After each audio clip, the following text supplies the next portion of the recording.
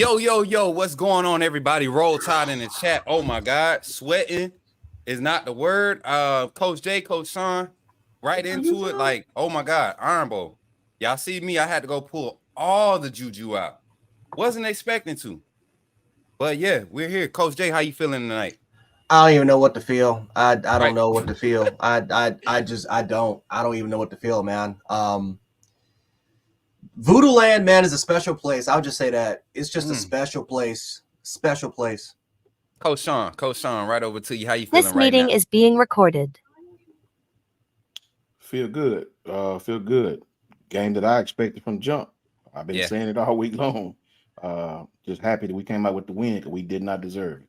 Right. We didn't play like we wanted to win, but at the end of the day, we prevailed. This is the Iron Bowl, man. And as much as I hate to say this to the fans, this is the Iron Bowl. This is how it goes.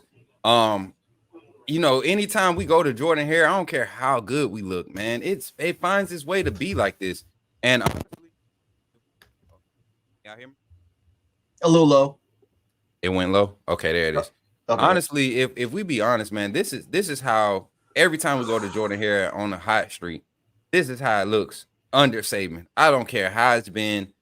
Every year we go there, and I just thought this year might be different, but that voodoo. Sometimes you can't get past that voodoo, man, and it definitely showed its head today. But today we got something special today, guys.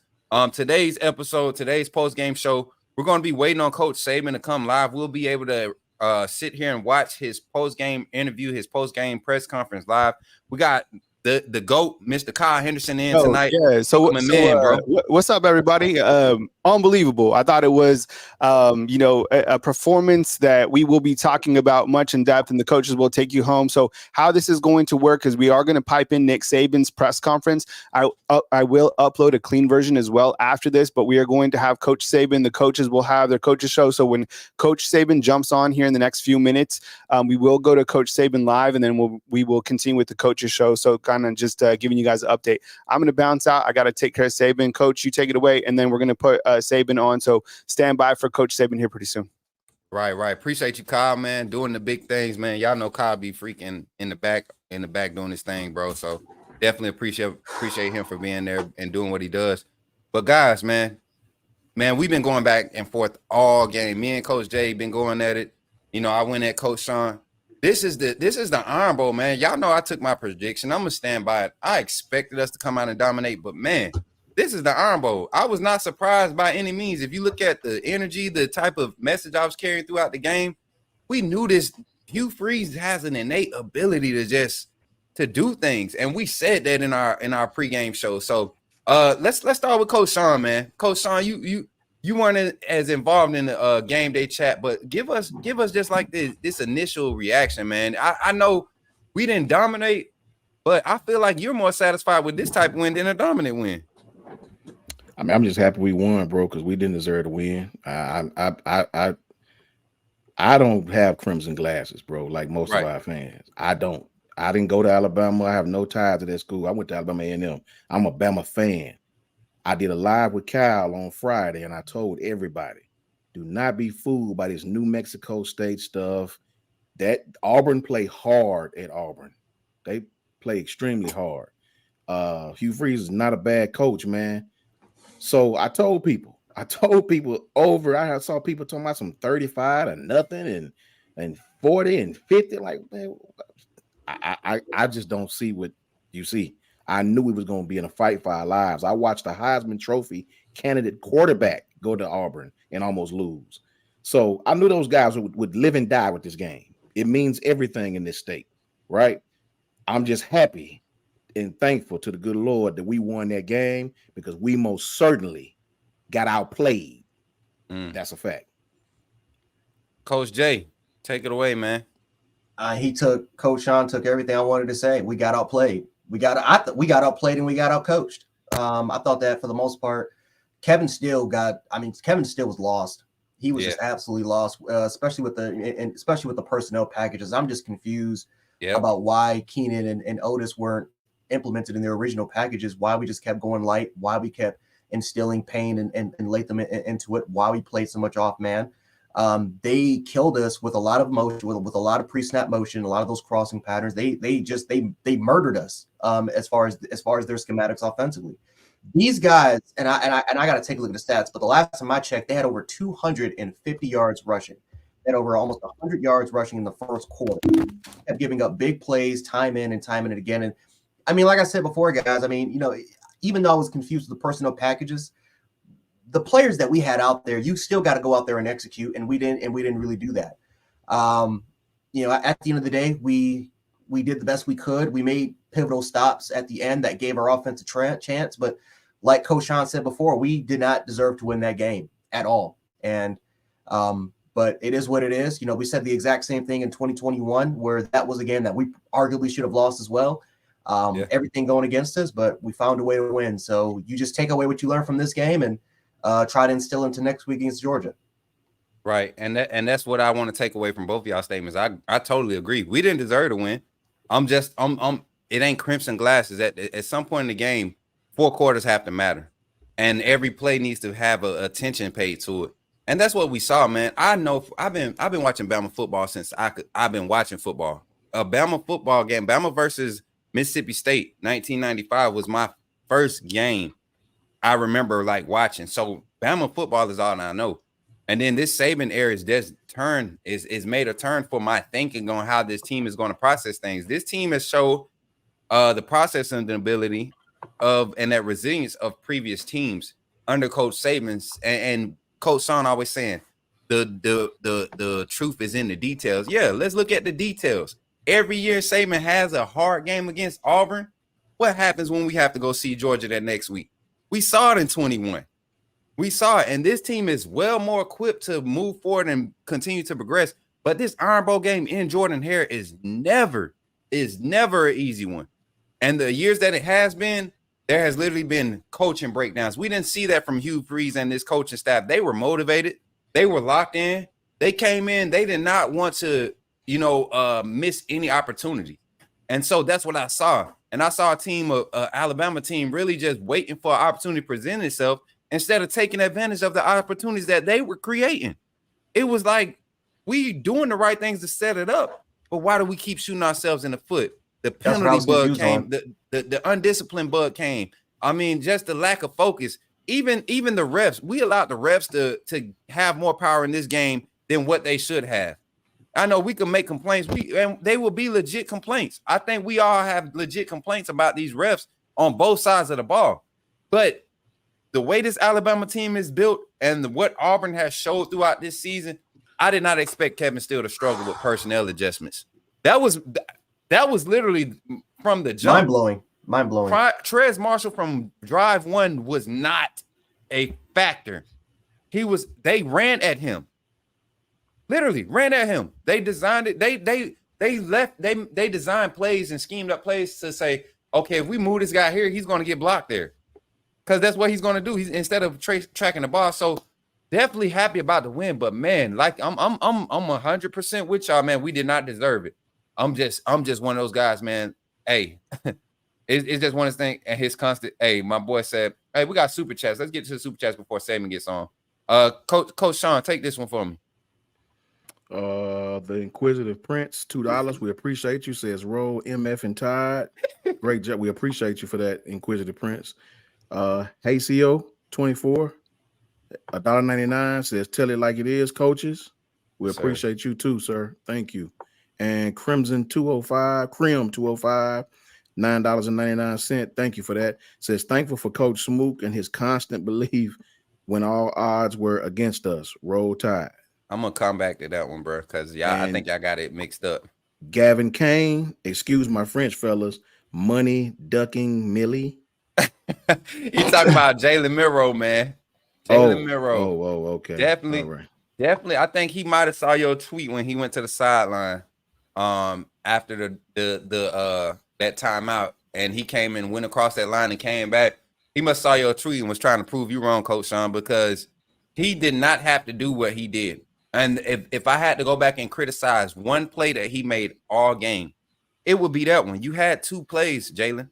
You had 2 plays. You had the extra play. You could have got 18. You could have got 15 to 18 yards off of that. Nobody was in front of this man. And you telling me you didn't have enough belief in your legs from what you did all game to not go, Coach Jay, Coach Sean? What y'all feel? I mean, it's just, I don't know. Uncharacteristic. Let Coach save me, y'all. Got to save it on. Coach will open and we'll get to questions. So do I need to really say anything? I mean, it's an unbelievable game. I guess if you're in this long enough, sometimes it goes against you in the last play of the game. And sometimes you're fortunate and it goes for you. And our players really stepped up, got a couple stops when we needed to on defense, which we didn't play great all day, but we got stops when we needed to. And offense put some drives together and we overcame adversity, bad snap when we got an opportunity to score. And then we make a great play on fourth down. So can't say enough about the resiliency of our players, how they competed in the game, played hard in the fourth quarter.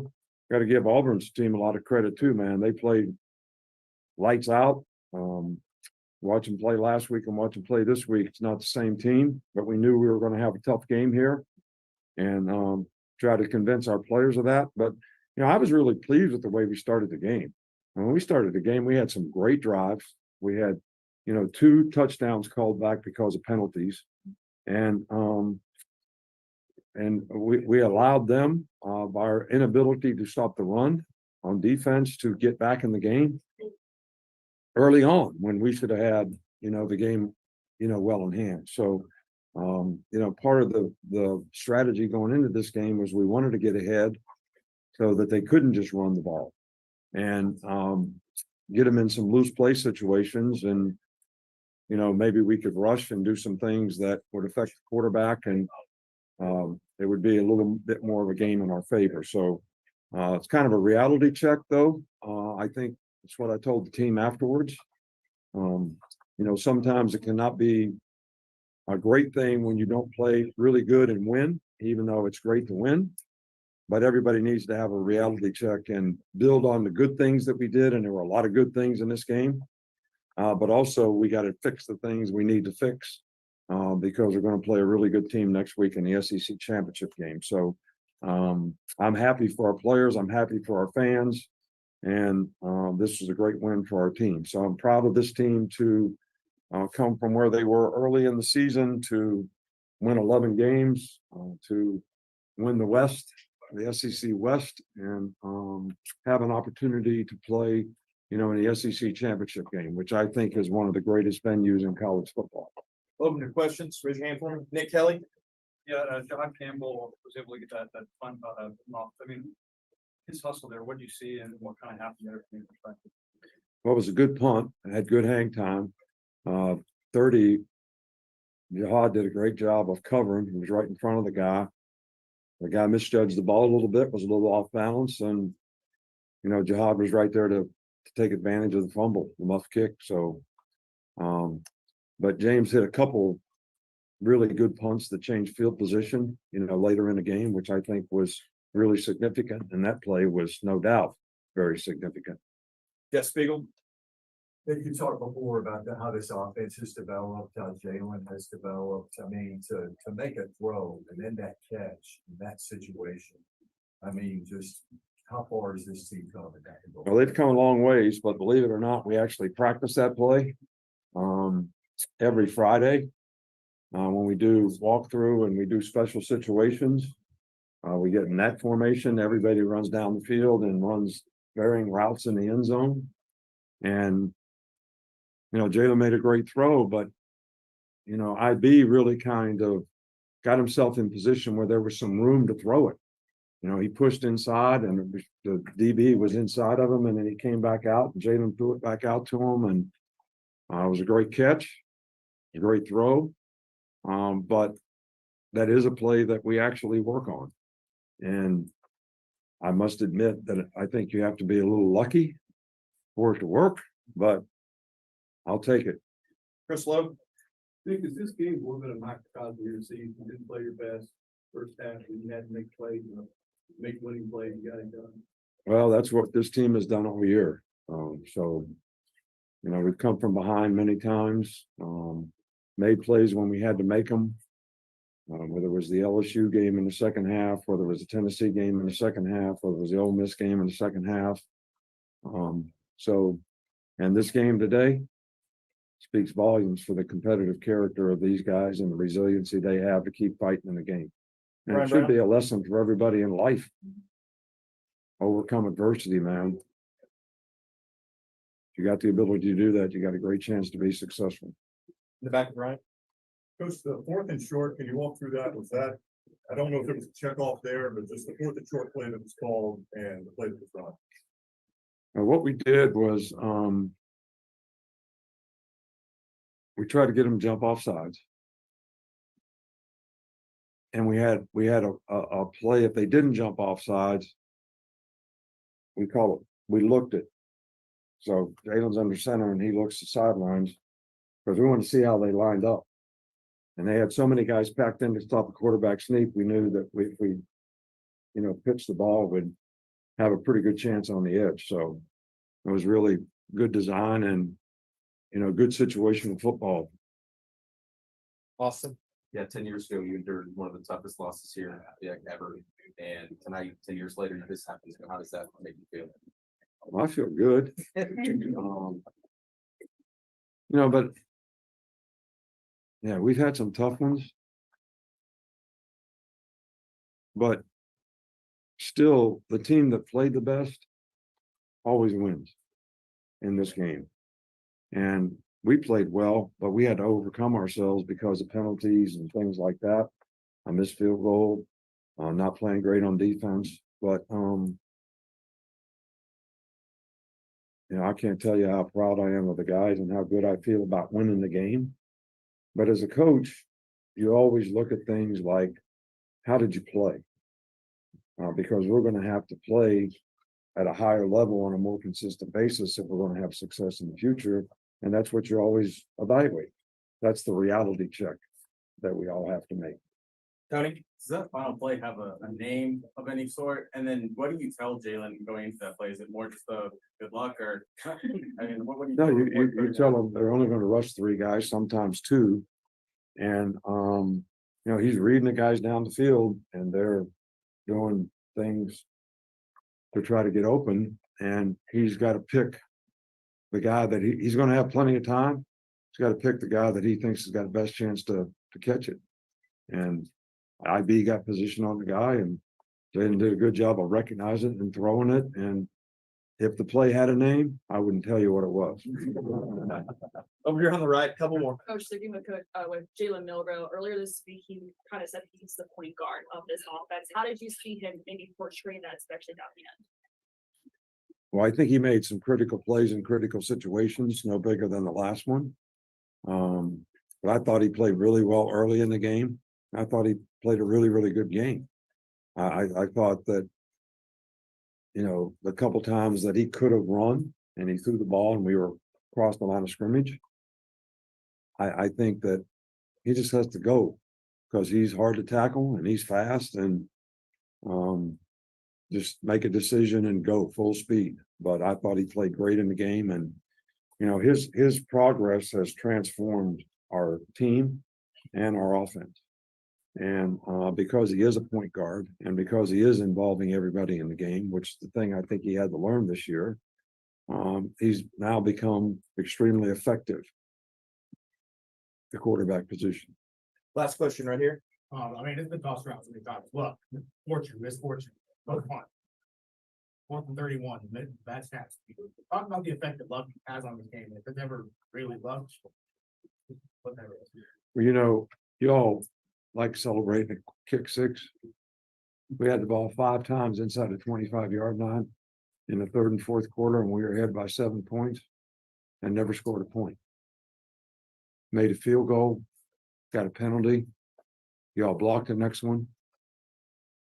Ran the ball to the 7-yard line, got a personal foul, dead ball, personal foul in the end zone. Backed it up, didn't score. So we've been on both sides of the good fortune and the misfortune. And I got to admit, we had good fortune. But it still comes down to ability to execute. Somebody had an opportunity to make a play, whether it was their punt returner or I'd be in the end zone and whoever was guarding them. So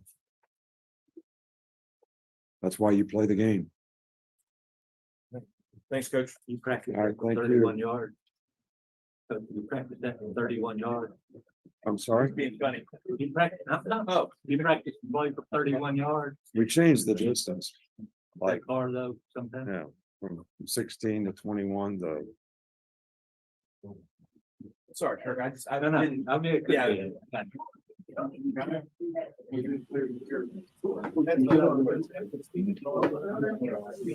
We got players out.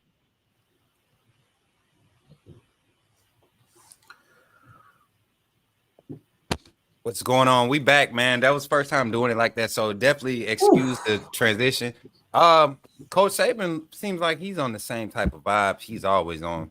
Just gonna tell it like it is. Ain't no excuses about what happened on the field. You look at things, you want it to work a certain way, and then it doesn't. Let's jump into it though, man. Breaking it down. Overall game. I think most of our complaints would be definitely on the defensive side, man. Let's jump into it on the defensive side. Let's see. I don't understand, and I want to start with the personnel. That was the obvious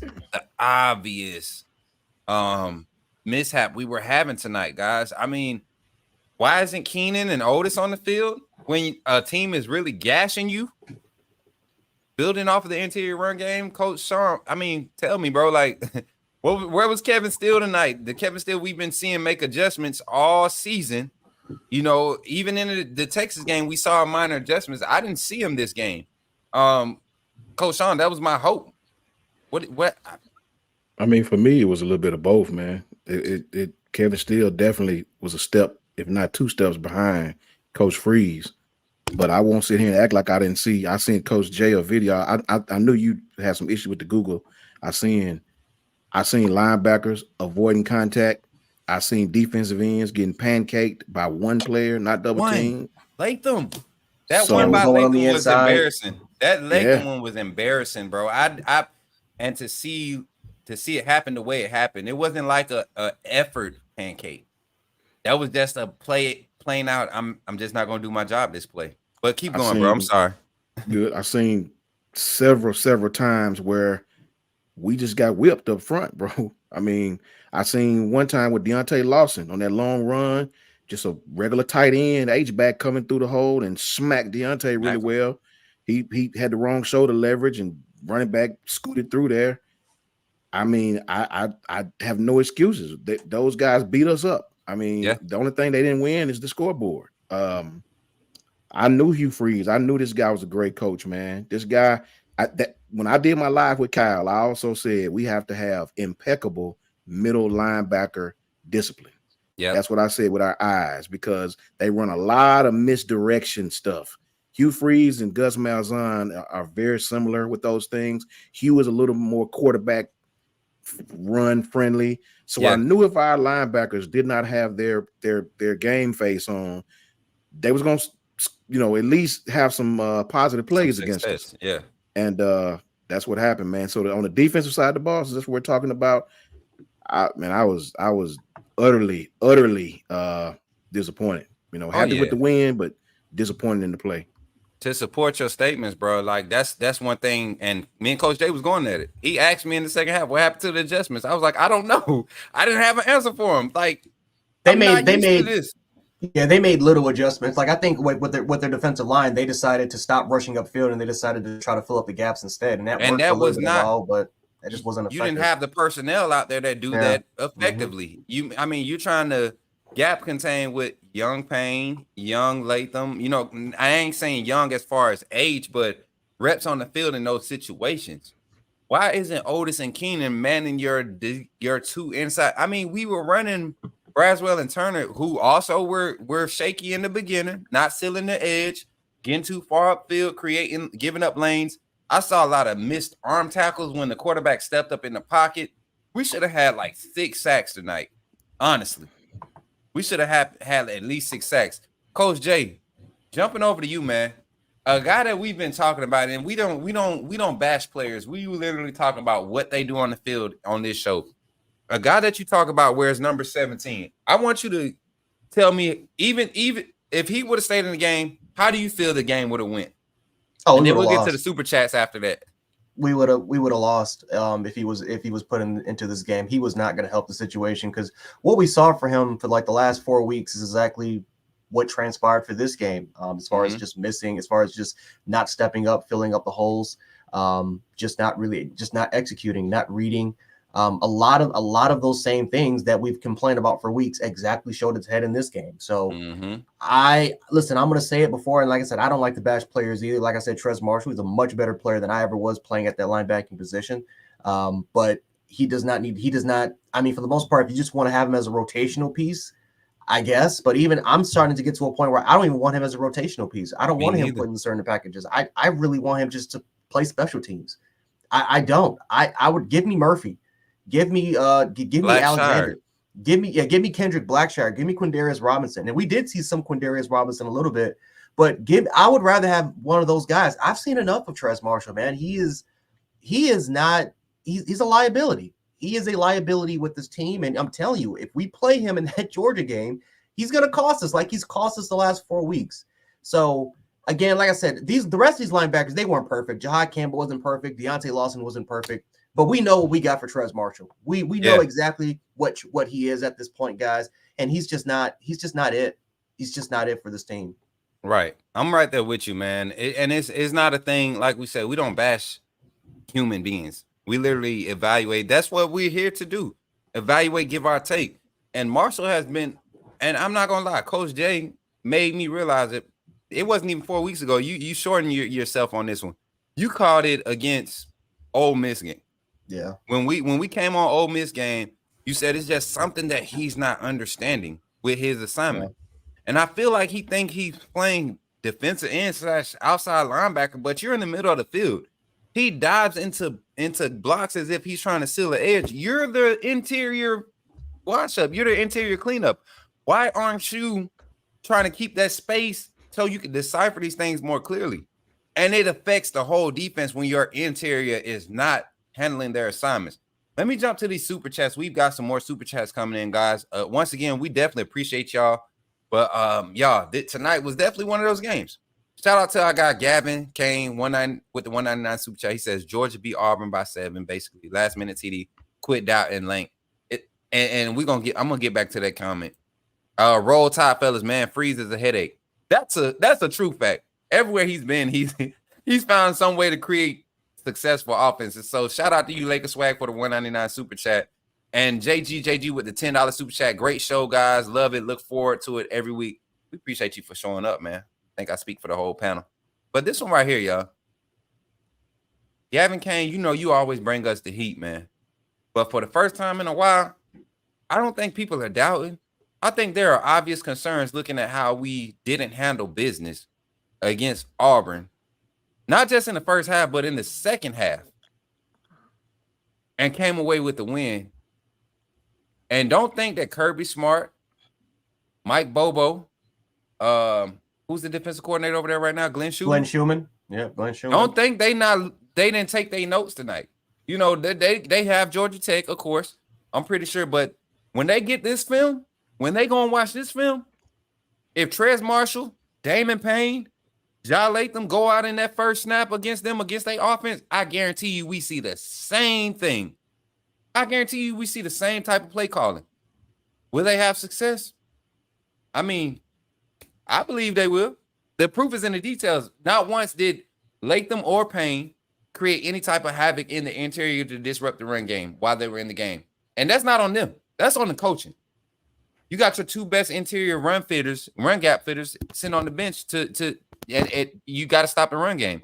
Coach Sean, I mean, where do we go? Where do we go after that? Like, the obvious is presenting itself. Where do we go going into a game against Georgia when we can't make those simple adjustments? Just personnel. I don't even think it's much a scheme. Personnel. You get different effort from different players. Give me your thoughts, bro. The truth is in the details, man. With no disrespect to nobody, bro, this is where this job become hard for me. I'm a new dude to this. Bro, please don't hit me with the stop doubting. Bro, we was finna lose, bro. What y'all talking about? We was finna lose. We was finna lose, bro. We was going to lose that game. Went for some Hail Mary, super theatrical, catch the ball in the end zone, we play that they practice. Bro, we was going to lose. What you mean stop doubting? This, bro, woosah. I don't see it like you see it, bro. We got whipped for 59 or 60 minutes, man. The damn all the Bama, you know, sometimes you got to be honest, bro. Let's be honest. We got whipped for 59 of the 60 minutes. We play like that against Georgia. The only difference is they're going to beat us by 20. Come on, man. Stop it. Let's be real at least one time on this show. Let's be real. You had dudes talking about 50 and 60 and 40. Bro, we got Thank whipped. you, Bugle. Thank you, We Bugle. got whipped. What y'all talking about? Nah, You know what I bro. mean? And We are this is very lucky to come out of this game with a win. And I mean lucky with a capital L, with a big old capital L. We are extremely lucky. Lucky. Jalen Milroe didn't play super well, man. I'm not going to sit on this panel and tell that lie. You know what I mean? The guy was missing intermediate passes at first. He hit a few. When Fury saw that he could hit it, they stopped playing. They started dropping 8 more often. You know what I mean? I'm not happy with Tommy Reese. In the beginning of the first couple of series, 3rd and 2, they dropping 8. We sitting back there hanging in the pocket for 5 seconds, looking for something. Bro, take off and run. It's only 3rd and 2. Just run the ball. We sitting back there in the pocket trying to be Peyton Manning, trying to wait for somebody to come open. It's 3rd and 2, brother. Just take off and run. That's all you got to do. It'll be first down. We'll talk about it on first down. That's all you got to do. They dropping 8 because they did not believe this guy could beat them like that. Let's take away the deep ball. He can't beat us on nothing else. We ain't worried about his legs. We'll spy on some plays we won't. It's very simple. Auburn didn't do anything special. They did the same thing Tennessee did to us in the first half. They did the same thing to us that Kentucky did on the first 4 series, right? It's just for some reason we act like we were scared to run the ball with his legs. I don't know what happened tonight. I don't know if we just wanted to throw for 300 against. I don't know what happened, right? But I'm happy with the win, bro. But I can't sit here and listen to all this, don't doubt and all this. What y'all talking about? We almost lost. We should have lost. Question. Truth is in the details. Jalen Milroe had 18 carries for 170 yards. What are you talking about? What are you talking about? Please, I feel like if he had to pick his spots, this would be the game to pick your spots when you talking about using your legs, when you talking about making sure that everybody's getting their opportunities. A few plays where he extended, especially that last one. The last one and the one before half, I definitely don't understand it. But a lot of those plays when he created and didn't press the line of scrimmage with the intent to pass, they resulted in positive plays. Coach Smoot, there were 9. Smoot, can I say one thing, Coach Jay? Go ahead. Because I'm not going to be able to say my part. Go ahead. Do you know how many times that dudes was coming across the middle? Isaiah Bonds, he was late throwing the ball to Isaiah like 2 times. One time he threw it in the dirt. Isaiah was wide open. You know what I mean? I can't sit here and act like this guy played just so well. He made a great play at the end. He played a great game. I'm just saying, you talking about his legs.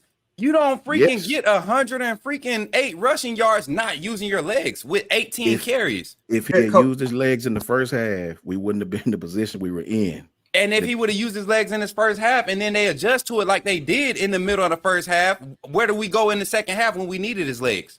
Okay, bro. It ain't just about what's in front of you. You win, bro. There were 9 plays where Jalen Milroe could have taken off where there was so much green grass, bro. Exactly. And I agree. And he decided to sit in the pocket and he tried to wait for something open. Those were extending those, and ironically, those were the drives where we barely got anything out of it. We could have had plays that we extended. And again, I talked about this a couple weeks ago after the Kentucky game. He's gaining confidence. He's gaining confidence in his ability because he knows now that, hey, I can make these throws. Hey, I can use my athletic ability to buy me time. Our offensive line is getting more confident. The protection is a lot better. So he's starting to stand a little bit more in that pocket. And trust me, it's not that much of a bad thing. But there were a lot of opportunities actually that he could have taken off. That he could have definitely taken off, and it would have definitely in a way helped. Oh my God! Let me walk off on that one. That's what I'm saying. We saw Bryce literally do the same thing. We saw Bryce Young got pressured 19 times in that game. Exactly. But my thing is, it was times where Bryce could have took off and he did not. He literally could have. He getting the pressure. Jalen Milroe didn't have as much pressure tonight. Why not extend the play and try to use your wide receivers early in the game? You're not losing. We didn't start losing until the start of the fourth quarter. What about in the second half? That's what I'm saying. We weren't behind until the start of the fourth quarter. So where's your complaint at? That's what I'm saying. Bro, I don't know The what game, you're talking the about game right didn't now. result. He still I had don't. no turnovers, 0 turnovers, 0 interceptions, 0 fumbles. He only took how many sacks did Auburn have tonight?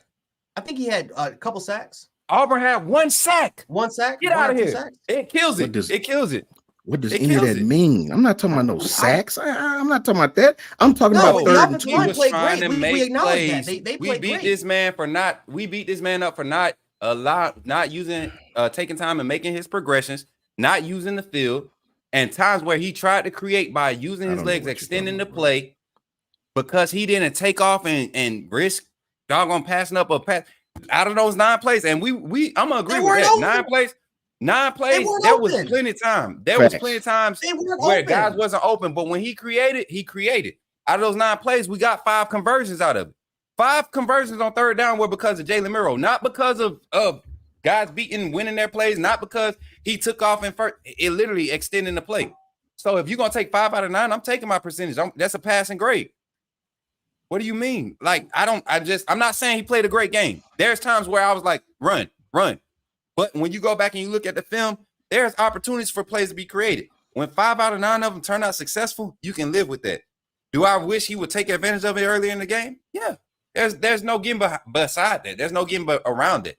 But to come out of it the way we did when he did use his legs at the end of the game, that last one is probably the only questionable one of the whole season where you go across the line, then you come try to go back behind the line. Like, where was your head at, son? But to turn around and keep you get what I'm saying? You get what I'm saying? There's no excuse for that one, but a lot of those, man, I could see it. And he was everybody saying the same thing. Run the ball when you had a chance. But when you get opportunities to create like he did, y'all gotta remember 2 of his big passing plays were clearly extended. Him creating with his legs. Let me say this, man. When we played Kentucky had that exact same game script on defense, probably their first 4 series when I watched the film back twice. Do you know why we had success against Kentucky and not against this team? Because against Kentucky, he actually took off a few times and made the safeties nervous about, do I stay with my receiver? Do I come off my receiver and come up and tackle this guy? It was never a threat of that in this game in the first 2 quarters. That's what I was trying to say when I tweeted. You don't have to hang back there in the pocket when they're dropping 8. Nobody's going to come open, brother. Just take off. We'll talk about it on first down. Just pick up the first down. That's all you got to do. Go to the chains just like you did the second half. That's all you got to do. That's how you move the ball down the field when nobody's open. Use those God-given traits that he gave you, legs. You don't got to stand here and you're not Bryce. You're not Peyton Manning. Nothing's going to pop open. Just use your athletic ability, brother. Pick up the first down. Let's start over on first down and we'll figure it out. That's all I'm saying, right? You don't got to sit there waiting for somebody to squirt out, right? Because a lot of times that don't end well with this offense. Not even in this game, though. I agree with that. Totally 100%. It's just this game, you don't want to present opportunity for the lagging the linebacker that's chasing you down, clearly doesn't have the speed to keep up with you. Why are you chancing it, trying to create a big play? But you can understand on the same token, I can understand why try to create them options. Yeah, because he's confident. He's confident. The O-line is really giving him that time. The pressure that he's putting on himself, he's literally walking into it himself. He's stepping up in the pocket when it's there. I mean, every pass play, extended pass play, Milroe was literally doing what he was supposed to do. And I'm not disagreeing with you, Sean. I don't want the chat or anybody to say, I'm not disagreeing with him. I'm just saying for this game, I feel like he had a very composed approach to how he was going to dissect this defense. Regardless of the play call, he was confident. I don't think he was ever had any lack of confidence in the play call that was given to him. I feel like he ran every play confidently. It was maybe 1 or 2 plays out of the whole game where he just kind of looked like he didn't know what to do. But every time he extended, I felt like he was giving everybody a chance on the offense to be successful. And then on the ones where he extended it too long, and it showed. It wasn't like his extension of the play was a negative thing. It just those 1 or 2 times. And like you said, Coach J, 9 plays, man. You take 7 of those instead of it being 5. You take off on 7 of those. we're in a different position with this game. You know, it's not a 7 or whatever the 3-point win. It's not a 3-point win. It's a 14-point win if you just take off 2 or 3 or more of those times. So I definitely agree, man. And we got grades coming in from Milrow. Philip Thomas says C plus. I'm right there with you. B minus, C plus. But I am happy with the passing game. No turnovers, no interceptions. The only one bad pass, he didn't go back to that late read with the hitch at the sticks. And the corner is playing 12 yards off. Like, that was one thing I was glad to see. But Tommy Reese, y'all. Let's get off of Milrow for a second. Let's go to Tommy Reese. Jalen Milrow's performance was a result of play calling, or was that just Jalen Milrow trying to do too much? Coach Sean, I'm gonna go to you first, then we'll go to Coach Jay. I think it was play calling. I'm definitely don't think it was play calling, without a shadow of a doubt. I just told you, on 3rd and 2, you put him in a position to where he's back there. It's 3rd and 2. What they're dropping 8 with and rushing 3 or 4 up front, three at times, bringing a spy. What the hell are we in? What are we dropping back for at that point? But then on 3rd and 6, you're gonna run the ball. No, brother, that you can't tell me. I've been running this game I was offensive coordinator. You don't. That's backwards, bro. It's 3rd and 2. If you're gonna play that defense, that one, you got to keep it. You got to keep the chains moving by picking up. You got to think to yourself, let's get 2 yards. That's how you're supposed to think to yourself, right? It's 3rd and 2. It's no need for Jaden to be in the shotgun unless he's going to take off running, right? And he clearly didn't do that. So we're going to just let him throw passes behind the line of scrimmage, and we're going to let him stand there like he Peyton. Call a play that's a positive play, a high percentage play. Call a run at that point in time, right? Whether that be out of the pistol, out of the shotgun, whatever formation you have. I don't like the play calling from Tommy Reese in the first half. It was like he made a few good calls. I can remember he ran a crosser to what's the 84 name, the tight end, Black. Mm-hmm. And he made a great pass, and it was a great read, and it was a great play call at that point because he caught him in man. Dude was chasing him, put the ball right on him, right? I'm okay with that. But it was several times you allowed Auburn's defense to dictate what we ran on offense. You allowed their defense to get comfortable with what we were doing on offense. That's completely different than what we've been doing. Go ahead, Coach Jay. No, he took the words out of my mouth. I completely agree. This was not the best game play calling wise for Tommy Reese. I thought that we were just put into a lot of positions where Auburn dictated the pace.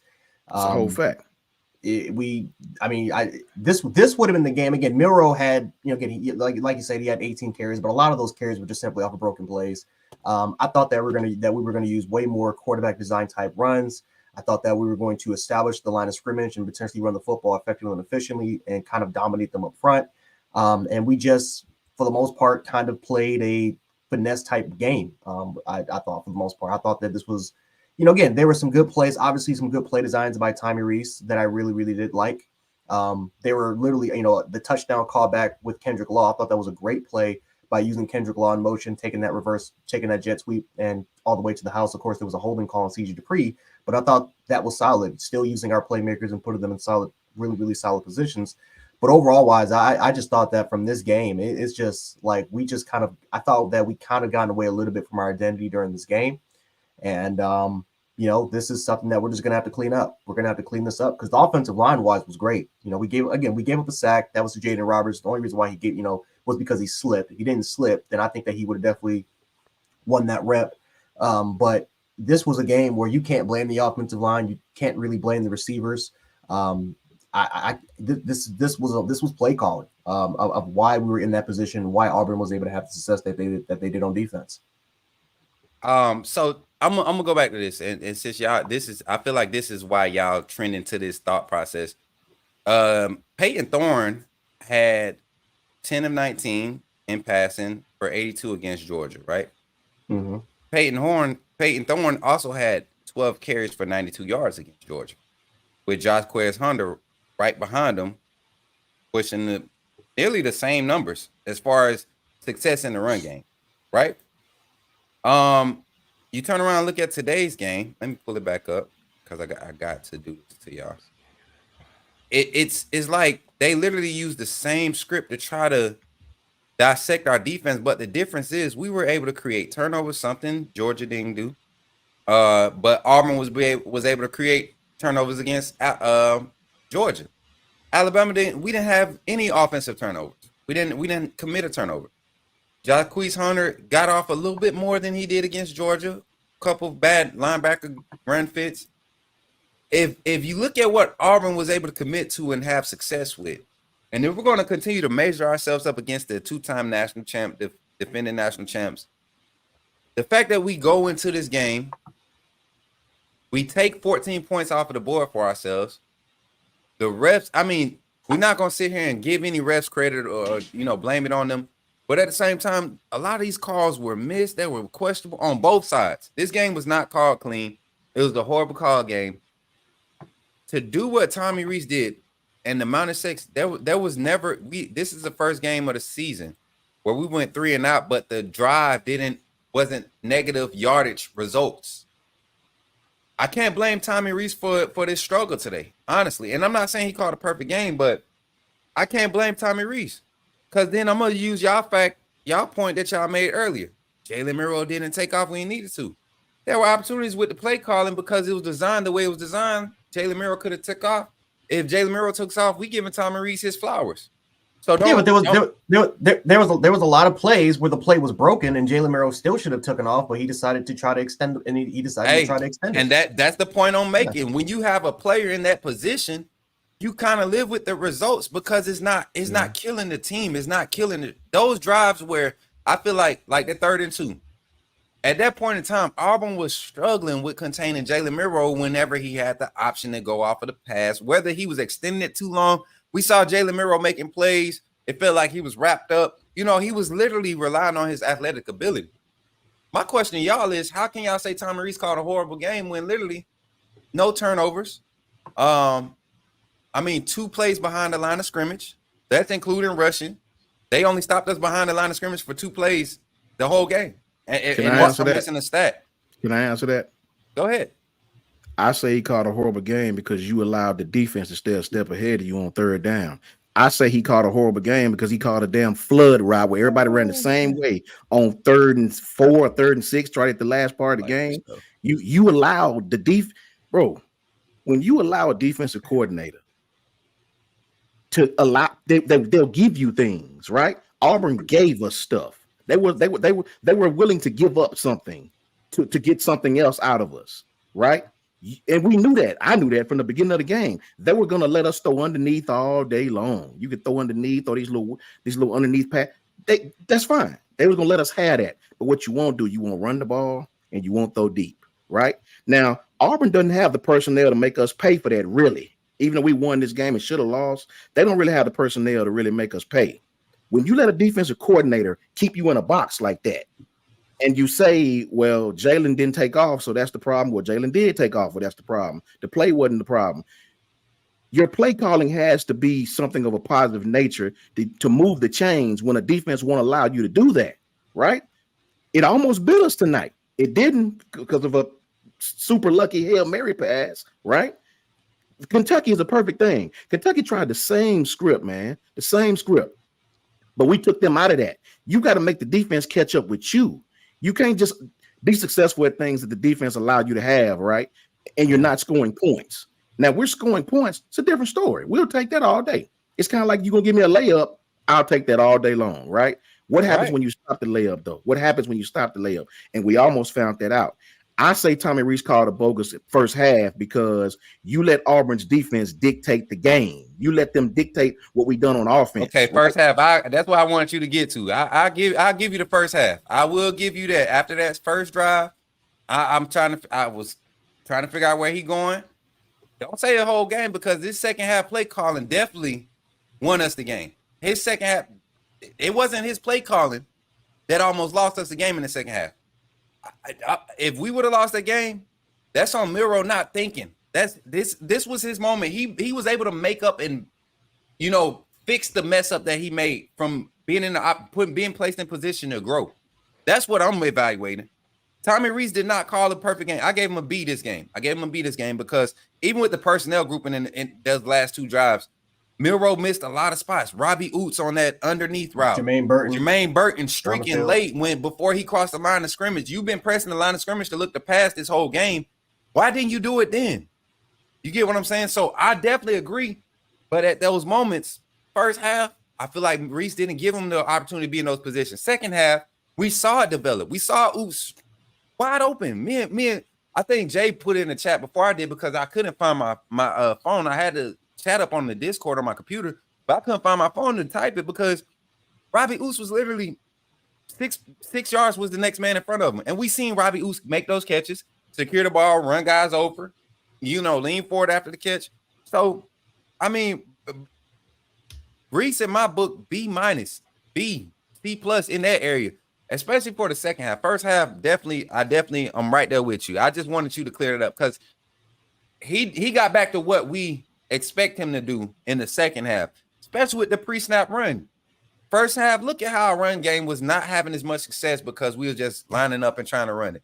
Second half, when we needed to move the ball, pre-snap motion. Kendrick Law, Nia Black, Dupree, Oots, all those guys, that double man shift, that shift motion, that was a key to our success in the run game.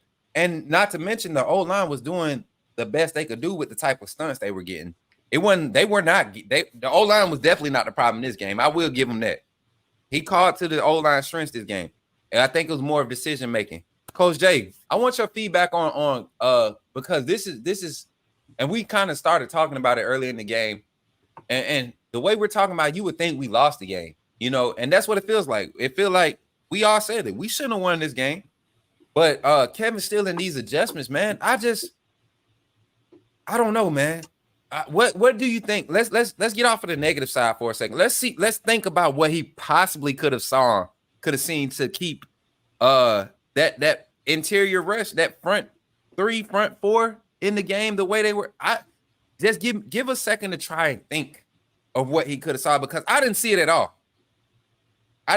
So Coach Jay, this is probably not the day for me to do that, man, because I can't tell you. I honestly can't tell you what he saw. I cannot tell you. Again, I give a lot of credit to Hugh Freeze because a lot of that pre-snap motion, a lot of those kind of crossing patterns that they were able to do, it threw us off a loop, and it was a lot of misdirection. Peyton Thorne, he was able to hit the boundary like I said he was going to do. He targeted the boundary. They ran a lot outside the perimeter. It's exactly what I thought they were going to do, right? They killed us, I think 3 or 4 times on quarterback draws. Yeah, and it's like I'm calling it out on the chat right before the play even starts. I'm like, oh, we're about to run a quarterback draw, and our linebackers are like 7-8 yards off, like 7-8 yards for no reason. I'm when like, you got 5 wide against Bama, you can expect the draw. They know how we traditionally scheme up to match up 4-3, 3-4 on either side. You get what I'm saying? So especially when you have a quarterback, he can't throw the football effectively and efficiently enough. You know that a quarterback draw is going to be coming. You know it's either going to be a quarterback draw, he's going to throw that ball outside the boundary, or he's going to try to hit that quick, maybe that inside slant or a short intermediate route. You know it's going to be coming. You know they don't take deep shots. They don't take deep shots, man, because they don't have the ability to do that. So I can't tell you. I don't know what he was doing in this game. I don't know why we were, and it's not like up tempo. Of course, up tempo's threw us off, but it's not like they ran a bunch of up tempo even in the second half, and we were still stuck with that formation. I don't understand what Latham and Payne. I don't know what their involvement was. I don't know. Maybe I'm being too emotional. Maybe I got to go back, watch the film and see, just have a clear-cut idea. But this was the one game where I had no idea what Kevin Steele was trying to do. I have no idea. We when I was on with Kyle Friday, I said that on defense we got to get off the field. We got to get off the field on third down. And I said on offense, we have to stay on the field on third down. I knew Auburn couldn't challenge us deep with their quarterback situation, but I knew they were going to be very, very, very designed on how they ran their quarterback keepers. They're very effective running just the quarterback. They have 2 really good runners. Peyton Thorne is not really a jukey, quick kind of guy, but he's a long strider, and if he get free, he can go. Robbie Ashford is the juker guy. He has running back type skills. So I knew they weren't going to be able to challenge us in the pass game. What I was worried about, though, is our middle linebackers and the misdirection. What I was worried about is us having a lull or two where we punt the ball and give those guys some momentum. And that's exactly what happened. That's exactly what happened. Super chat thing, Coach J. Yep, Roy. Yeah, Roy reported. He said, why weren't we in a man front? Question that we've been asking all the whole game. I can't tell you. That's why I'm so hesitant. From the second drive, when I noticed they were gutting us literally up the middle. And I looked at one play and I was like, what is Latham doing? The play where Latham went and threw his shoulder and got pancake like you was talking about, Coach Sean. That's when I was like, wait, I don't see Otis or Keenan on the field. And they went no huddle that whole drive. Hugh Freeze is one of those coordinators. When he has personnel matchups that he likes, especially on the interior, go watch any film from any time he's had success against Coach Saban. It's always a personnel issue. And it's like, I don't know if he watches Alabama film all year. I don't know. But it seemed like when he knew he had a situation where Lawson or Marshall had to go outside the box, in the overhang area, or anytime he brought motion and he saw the boundary corner coming across the formation, he didn't second guess his play calling. So I mean, it's one of those things where you kind of hope that Kevin Steele has learned something from this game with his personnel. I hope the players have learned something from this game moving forward, but because they're coming away with the win, it's not one of those wins you walk away from as a player. And I talked to former players. I mean, Daquan Menzie was texting me all game. Chris Owens was texting me. Marquise Mays was getting active with me. Like, shout out to all those guys. I mean, former players that been in the mud with these in these games. And like a lot of sentiments that I was expressing, that was like, man, what's going on personnel wise? Does Robert Balla is Robert Balla still giving like a seniority pass that that Pete Golden and other guys that carried on? The inside linebacker, I feel like if we would have made that adjustment after the first drive, we don't see a lot of those issues that late into the game. Because Jahad Campbell, it took him a minute to catch up. He made some of the same mistakes that Marshall came in and made. Campbell came in and made some of the same mistakes, but he made adjustments. He had a couple key tackles, couple key force inside, force outside plays where he made the right reads in the second half. But man, that was scary to watch, to see Kevin Steele and this talented defense that we have with Caleb. Even Caleb Downs was looking lost in coverage, guys. The underthrow by Peyton Thorne on that post, that was so uncharacteristic. And we were all in the chat, all this uncharacteristic stuff. And we could charge it to the Jordan Hare voodoo and all that other stuff. But realistically, these guys going to have to play a clean game. And does this type of game where we get away with a close win, we definitely underachieve. Does this game set us up like it did a few years ago, where we went into the SEC championship and really just mauled Georgia? Does this game have that same type of effect? I would hate to rely on that type of energy, but that's what it is. Coach Sean, it looked like you had something to say, bro. I was just reading Worldwide Home Real Estate's comment, and I was agreeing with him. Deontay Lawson didn't look well at all either. He looked slow. He looked like he was still limping. Limping. Yeah, he I don't know, man. It's just a concern. It's one of those things where y'all remember when Dylan Moses, after his injury, like he could never get back, man. He could never get back. I mean, he would make some flashes, but it seemed like in those big games where he's supposed to have that play, it was like Lawson was just second guessing himself. And I mean, I hate that it had to be this game because now Georgia sees that. But with a game from Marshall like we had, and to see Campbell come in, is it time to finally move away from Marshall in that 3-man inside linebacker rotation? Yes. Because I feel like Kendrick Blackshire, yes, or even though Jeremiah Alexander hasn't gotten the reps, I feel like just natural ability to play 8 or 10, because Marshall only played 12 snaps tonight, and that's how horrible he was. For 12 snaps of the 50-something that Auburn ran, you look that bad and were that ineffective and were that much of a focal point to be attacked. And then, after he left the game, we saw kind of a shift. We saw minor things. They had to go deeper into their playbook. But I believe if Marshall in there, they stick with it, man. Coach J. I mean, Man, you can I put know you had something to say. no. I know you can put Kyle Henderson right in that linebacking spot, man. He'll play that thing wrong. You put Kyle in there, man. He'll play it right. Kyle too pretty for linebacker. Kyle too pretty for linebacker, man. You gotta put Kyle in. Get Kyle. He'll be dirty. Get Kyle in there. I mean, it's anything would be better at this point. I don't care if it's Murphy. I don't care if it's Alexander. I don't care Quindarius Robinson, Kendrick Blackshire. We can't keep putting him out there, man. It's 6 weeks. 6 weeks he's been like this. He's not gonna get any better. He's a liability. Get somebody else in there. Get someone who. And the funny part is, we've had guys, and we had a rotation. When we were rotating with 3-4 linebackers earlier in the early portion of the season, and we were praising it. And all of a sudden, we get to this late portion of the season, we're not really doing it as much as we used to.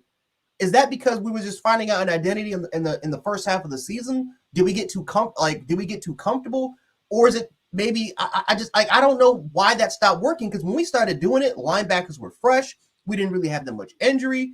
Linebackers were getting a lot more experience. They were getting confidence, and then we just took the reps away. Like, why? I don't know. I don't know. But like when Dylan Moses, when he got hurt, and when he came back and played during that 2020 season, we had no depth at linebacker. Matter of fact, we had a 4, maybe even 5-year dry spell period where linebacking depth just wasn't it. This is the year where we finally have inside linebacking depth. And you don't utilize it.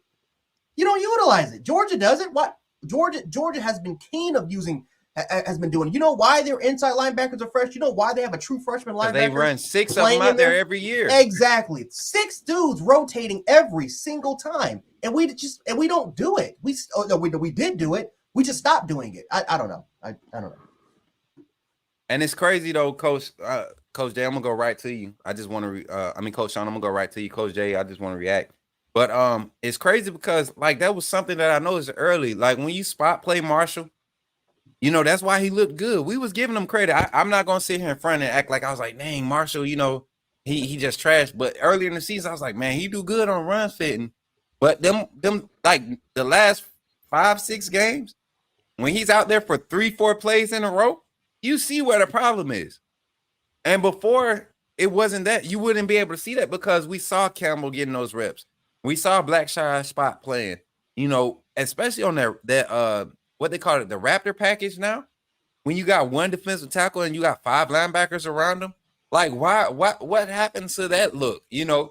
And then when we did go to it tonight, you know, we have you have Keenan out there at nose tackle, but you had Marshall. You didn't have Q-Rob out there. You didn't have the type of discipline and depth and speed out there around that and sure tackling around it to make it effective. And Auburn exposed it, man. I'm gonna Coach Sean, go ahead and make your last statement. Then we're gonna try to shift this thing because we did win. I know we had to take that first 45 minutes and just really get it off because it was bothering me too. And that's another thing, Gavin. Don't thank me for being positive. That's just the coaching me. I'm coaching as I'm coaching players in real life. That's how I coach players. We could be down by 14 with 14 seconds left to go. I'm not gonna let my players. If I hear a player talking crazy on the sideline talking about quitting, they parents might have a problem with me because they son gonna get embarrassed in front of the team. That's just how I am. You don't quit on nobody. You don't quit on your team. If it's time on the clock, it's still football to be played. But when it comes to the schematics and everything, I was not happy about how tonight's game went. My whole inspiration was on the fact that Kevin Steele would make adjustments. His offense would continue to grow. And offensively, we didn't do nothing to hurt us, honestly. Me personally, I don't think so. Maybe in the first half, we didn't do anything to kind of take it from them. But second half, we didn't do anything to hurt us other than the mental mistakes from Milroe. You know, the BS call with CJ Dupree on the hold, that was crap because you saw Auburn turn around and literally do it on the next drive. So, and I think that was the first touchdown call back. And then what was the second one called back? They said we had 2 called back. I can't even remember when he went across the line of scrimmage. Yeah, see, and so those are mental errors. That's not scheme to me. That's mental errors. That's reps. That's stuff you just can't control. But Coach, who I forgot who said they had a statement before we flipped the script, man. I was just gonna say that the good news is the team that we look forward to playing now, they don't run this type of offense at all. You know, they're not very misdirectional at all. The bad news is they're going to exploit your defensive front and they're going to test their metal. Georgia's going to test the chin of our defensive front. They won't get impatient when they have a loss for 2 yards or they have a series where they go 3 and out and only pick up 3 yards. They will stay patient and they will pound the football. Just like Hugh Freeze will test your middle linebackers' eye discipline, this team will test your intestinal fortitude as far as power football. And they have a quarterback, and they have a quarterback that can make you pay in the seam. They have a quarterback that is efficient at all 3 levels of the passing tree, of the passing game. So, you know, this might not be a bad thing as far as you know, kind of an Auburn thing. They get embarrassed by New Mexico State. We all know why. They're looking forward to Alabama. And then they come out and play their asses off against us, which I knew they was going to do. So maybe this is a good thing for us. We can go in and get that cold glass of water in our face and get ready for the most physical team on our schedule, period. Dang, Buck, you 100%. I forget about the drop TD pass we had. That was touchdown, you know. But check this out, y'all. This one right here. That's when I knew we really were in trouble because we gave them opportunity to be in the game and let the refs keep them in the game. At no point in time is it legal to have 3 players in motion and you snap the ball. Yep. I don't care if a defender jumps in the neutral zone or not. You can't have 3 players in motion at the snap of the ball and it be a legal play. The play should have been called dead by the rule of the book, right? And y'all both are here. Check me, make sure I ain't using Bama goggles. I'm looking at it from like football. I've never seen that in Pee Wee ball. 3 players in motion, we snap the ball and we get the advantage for the call to be offset and penalties. Yeah, We ran with something 3 like that in whole college. players, with We ran- 3 I'm sorry. players on the line of scrimmage. My bad. I don't even know how you put 7 on the line of scrimmage. I've never seen that before. You know, Yeah. 3 and the defense get the penalty and they snap Right. the ball. And they snapped the ball. That's crazy. It was, Go ahead, it was Coach a, Jay. no, I'm just saying, like there was a similar play when I was in college when we tried to run that play and we got called for. It was the exact same situation. It was actually funny as hell when that happened. I'm like, wow, what? See, y'all gonna get me mad, man. Yeah, and see, we lost. We literally lost the game because of that. We could have, and that's the game right there. That one right there, as freaky as stuff was throughout the game, that play right there made me feel like, okay, if we lose, it's our fault, definitely, but really it's our fault because we allowed it to get to this point. That's the type of person I am. I'm not gonna sit there and blame it on the refs. We should have never given them that power to even have that type of call. But but at that juncture of the game, in that moment, all the pass interference, all the holding calls that was being missed on both sides, to blow that call right there. 3 players in motion. They snap the ball and the defense gets the penalty. Even if you was to penalize each player for the infraction that was committed, we had 1 player in the neutral zone at the snap. What's that, 5 yards? What's the penalty for that? 10 yards or is it 5? It's 5. 5 yards. You got a legal player in motion. That's 5. You got another legal player, another player in motion. That's 5. You had the first player who went in motion that never got set. That's another 5. So the offsetting it should have still been us plus 10 on as far as the ruling.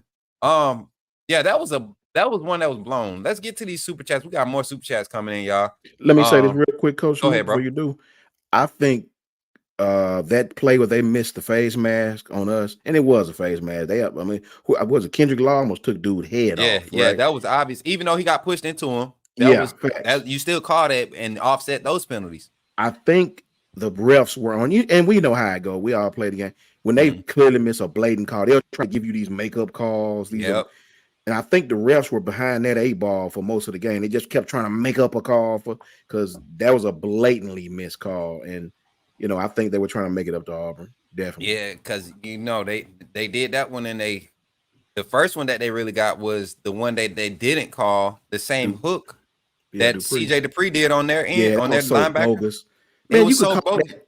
every play if you wanted to. He Every just play. Yeah, that was foul, man. Oh If my he God, that pulls was foul. down, if he grabs the jersey or the front of the shoulder pads and pulls down to Yeah. create that type of impeding, I understand. But he's Facts. literally locked, hands open, and he's using his shoulders. And when the guy tries to get away, he helps the guy get away. He pushes the guy. I mean, I don't know. But yeah, Larez Moody, one of our longtime viewers, guy comes in. He's been in all the chats with me. He was at with the $5 super chat, roll tide, brother. He was at, I was hoping that we would have fallen back to play calling from LSU game. The play calling was subpar today. I say that for the first half, man. I really think Tommy Reese was in his bag so good that first 2 drives, man, and it didn't net what he thought it should have netted, that he wanted to stick with it instead of playing the game for what it was in the first half, which I think, honestly, if we slow that ball down and continue to lean on that Jace McClellan, Roydell Williams, Jam Miller run game, bringing Kendrick Law in the shorts, hitting you, taking your intermediate shots, we don't have the issues we had when you dropping Jalen back and he's being indecisive about taking off when he has the opportunity. So I definitely agree with that in the first half.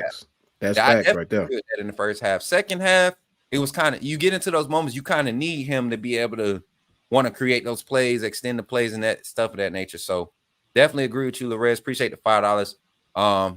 Ray Parham said with the $2, he said the defense gets a D. From the top to the bottom. I can't even as a whole, yeah. Only because they was able to do something the last drive, but from the top to the bottom, I know Coach J, man, that he's I think all of us are, neutrally offensive minded, which is why we're so critical on the defense when you have a Kevin Steele and that amount of talent. Like sometimes there's no excuse for what's happening. And I kept making excuses. I'm gonna give Coach J his flowers right now. He called me out. He said it wasn't even about the adjustments. You tend to do that a lot. Man, shut your ass up. The interior run game. I kept making excuses for the fact that we had Payne and Latham and Tim Smith out there.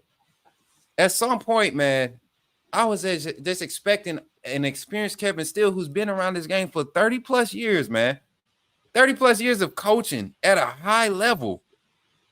You just have to live with the fact that some of your scholarship players aren't doing their job, and you need to go with your dogs that have been doing their job all year.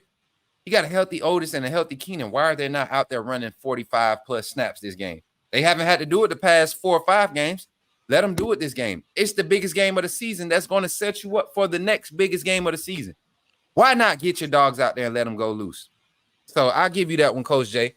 Definitely was making excuses for this D-line. Thought they would wake up at some point, regardless of the personnel, but you heard me crying it from the second quarter. Oh, my God. The beginning of the second quarter, I kept saying it. You can't have Otis and Keenan off the field at the same time. You can't. Yeah, I mean, I was just like, I'm just wondering how their confidence is. Like, how is Payne and Latham confidence going in? I wonder how their confidence is after going into this game, because they're about to watch that film and they're about to get torn up. They're about to get just absolutely torn up by Kevin Steele. They're about to get torn. They're about to get torn to pieces. And I can't really blame it on all these guys, because we wouldn't be even having this conversation if Kevin Steele just switches the personnel. Switches! Oh my God, that's switch it up. We don't even have this conversation. And that was literally when did we stop making stops? Otis and Keenan in the game. I don't get it. Like, there were even drives where they did even run up tempo. They took their time. They were trying to munch the clock up because they wanted to give their defense enough energy, because they were confident in their defense. They were confident in their defense to go ahead and get stops. So they had that one drive in the second half, which took I think about 10, 11 minutes. And we were stuck in the same package until we got into the 15. We got into the 15-yard line. Here comes Otis and Keenan, and then we make a pivotal stop and we get the ball back. Like, I can't explain to you why Kevin Steele did the way he did. I just can't understand his thought process. An 11-minute drive when they're not running up tempo and you don't even change personnel with your defensive line one time that drive. Man, and go ahead, Coach Sean, before I hit the super chat. It's crazy because Hugh Freeze, if you look at him, they run a lot of trips, you know what I mean? And I was just about to go to that. On defense, we do a lot of that combo stuff, pass off, this, that, and the third. Well, this time Malachi ended up staying with Kool-Aid's man and the wide receiver goes right across the middle and catch the ball wide open. See, stuff like that Georgia will do. They'll take that play and run that against us. That's a whole fact. I would. Let me tell you. Y'all remember last show I literally said, I don't understand why this late in the season we haven't just switched to the base call on any type of cross formation motion. Anytime you have a zip or X-ray motion, which is your Z receiver, your number one receiver on this side of the field, comes all the way across the formation, whether he lines up as the number 3 from this side, which would be 1, 2, 3, or he lines up as the number 1 and extends the formation. Bump everything as far as your coverage, maintain your weak side safety and your weak side linebacker and your weak side end as far as backside coverage, closing it, containing it, and you don't have a lot of the problems that we see with Alabama. Our mat zone is a good concept against weak passing quarterbacks. Only when you have the leverage. What teams are learning and what experienced offensive coordinators are learning is if Alabama doesn't bump their boundary corner out, we have them in the mismatch that we want. No matter who's on the field, no matter how they align it, if they don't bump coverage, we have them. They're taking their chances. Not necessarily that they have them, they're going to take their chances with it because they don't trust our elite pass rushers to bump out and cover. They don't trust our inside linebackers to be able to decipher the play action read or the read option look and drop back in their depth the way they're supposed to. And that's where you see the disconnect. Literally on the Caleb Downs, not the Caleb Downs, but the play where Caleb Downs was beat on the inside on the post, what we were talking about earlier, the mix-up. If the linebacker understands what his assignment is fully, he drops back in that depth, and the quarterback doesn't even try to take that shot because he's in his depth. He's not looking to run. If your weak side linebacker not leaning up against the line of scrimmage, just falling into the line of scrimmage in the blocks for no reason, your quarterback doesn't have that same the opposing quarterback doesn't have that same confidence. So I will say I am not pleased with the fact that we haven't just made it simple for our defense. We got all these athletes. Allow them to just play football instead of making them think the whole time. Malachi was thinking too much on that play. Yeah, facts. Kool-Aid too, because who's to say who's right, who's wrong? That could have been right. That could have been easily. Kool-Aid could have switched spots, may have had to pass off and go with him. Somebody didn't go with him because two people went with the outside guy, and this guy running wide open across the middle. Even on the one, Coach Jay, we was talking about it earlier, when Dallas Turner came in motion with the slot receiver all the way across the formation. Why is that happening? If you see Dallas Turner coming in motion, it should be on the safety to say, bump down, and we're going to handle this over here. Yeah, facts. I mean, and you do have a true freshman sitting back there, but he's played at elite level all year. Why can't we trust them to just make the simple shift, any type of motion? I feel like our defense will have a lot more success making a simple shift and using the concepts for that formation. You get what I'm saying? I can't get into detail. I don't know exactly what the playbook looks like. I just know from what I see as a player and as a coach who's been in those situations, I never will allow a boundary corner or even my star. I'm not letting him motion all the way across and expect him to carry out to run in the flats and cover it without the threat of the wheel route, because they send in one from the strong side across the middle to contain the safety.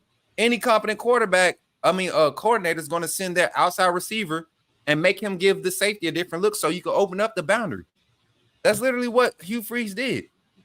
So James Parker says with the $5 super chat, he said, how could the ref say that Burton was out of bounds on that crucial catch?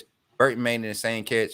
That's one where after all the crap we gave Burton last year, this boy played his heart out. And to take that catch from him, that was an ugly one. How's y'all take on that? That's facts, man. It was a catch. I don't know what they saw. He even looked down on his way down. When he caught the ball, he looked down and did the best he could with his momentum to keep his feet in bounds, man. With the defender on his back. But you got to expect that on the road and that type of game. And Jordan Hicks. You got to expect that. You know what I mean? Yeah. So it wasn't shocking. But the thing is, we're not in that position once again if Milroe takes off on the previous play. So, like I said, my thing is, my fault. I keep hitting my mic. I'm sorry, y'all. But in the game, you won't catch me dawning on the last play. In the game, though, when I see things that are there, you best believe they gonna hear about it. Like the Robbie Oots dump off, man. That would have been the momentum killer for Auburn, honestly.